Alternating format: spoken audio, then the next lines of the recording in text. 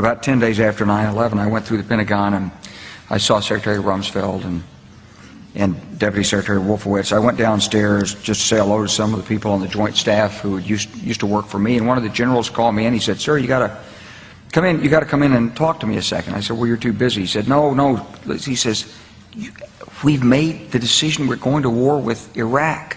This was on or about the 20th of September. I said, "We're going to war with Iraq. Why?" He said, "I don't know." He said, "I guess they don't know what else to do." So I said, "Well, did they find some information connecting Saddam to Al-Qaeda?" He said, No. He says, "There's nothing new that way. They've just made the decision to go to war with Iraq."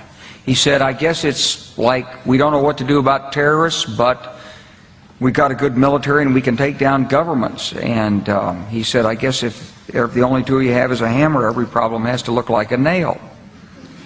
So I came back to see him a few weeks later, and by that time we were bombing in Afghanistan. I said, "Are we still going to war with Iraq?" And he said, "Oh, it's worse than that." He said, he reached over on his desk, he picked up a piece of paper, and he said, I just got this down from upstairs," meaning the Secretary of Defense's office today, and he said, "This is a memo that describes how we're going to take out 7 countries in 5 years, starting with Iraq and then Syria, Lebanon, Libya, Somalia, Sudan, and finishing off Iran."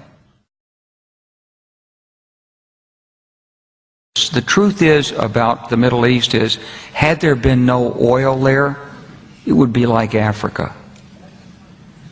Nobody is threatening to intervene in Africa. The problem is the opposite. We keep asking for people to intervene and stop it. And there's no question that the presence of petroleum throughout the region has sparked great power involvement.